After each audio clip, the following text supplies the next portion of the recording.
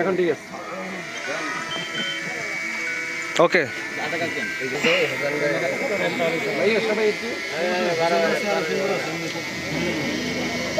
ওকে ওকে এদিকে সবাই আসেন। ভাই একটু চাবেন। সুন্দর হয়েছে।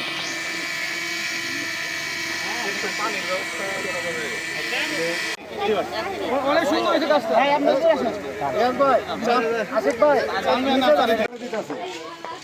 কেরা কারা দিতেছে সুনজর সুদৃষ্টি রাখবেন। আজকে এই বলে আমি আজকের এই অনুষ্ঠানের শুভ উদ্বোধন গণমাধ্যম কর্মী উপস্থিত হয়েছেন। আমি সাধুবাদ জানাই যে আপনাদের মতো এত বড় মাপের সাংবাদিকরা আমাদের এখানে উপস্থিত হয়েছেন। নিয়ে যাবেন গাছ আপনাদের দেওয়ার জন্য নিয়ে আসছি আমরা মেহনত করে গাছ নিয়ে যাবেন। এই পর্যায়ে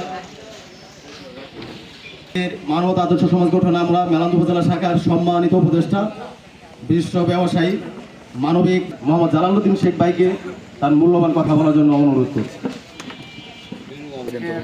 সবার সম্মানিত সভাপতি, উপস্থিত ভাইরা সবার প্রতি সালাম, আসসালামু আলাইকুম ওয়া রাহমাতুল্লাহ। প্রথমে সে মহান রব্বুল আলামিনের প্রশংসা জ্ঞাপন করি যে মহান রব্বুল আলামিন আমাদেরকে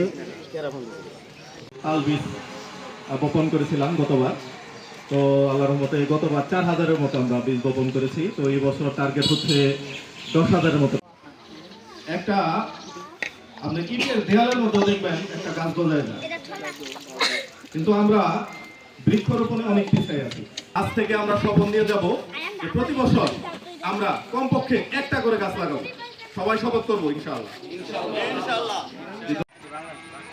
জি মালঞ্চ বৃক্ষরোপণ করতেছে না মাটি দিয়ে গাঁথা দেন। এটা নদী তো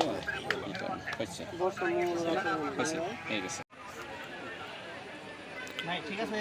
হ্যাঁ মাটি দেন। কাছে যাই ভাই।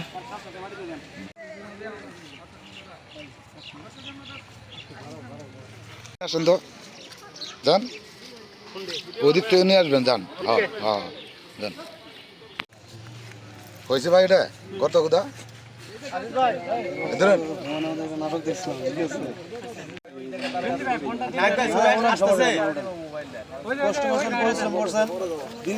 হাইলাইট না আমাদের লাভ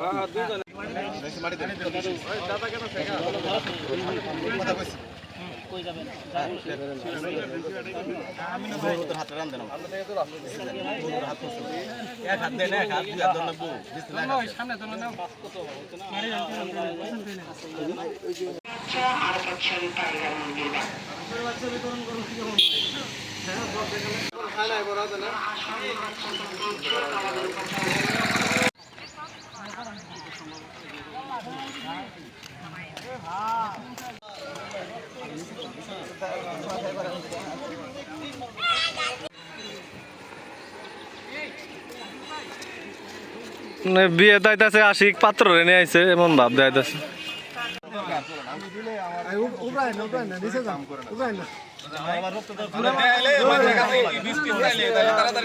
ভাই ভাই গাছ দেন, গাছ দেন, গাছ দেন, গাছ দেন, গাছ দেন।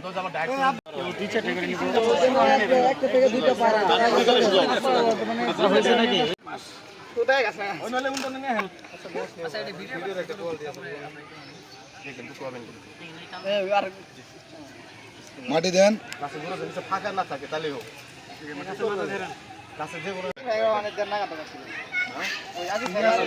গাছগুলা দীর্ঘজীবী গাছ লাগালে গাছ মরবো না ইনশাল্লাহ।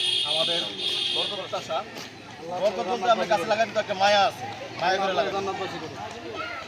এদিকে সবাই আসেন। ভাই একটু চাবেন। সুন্দর হয়েছে।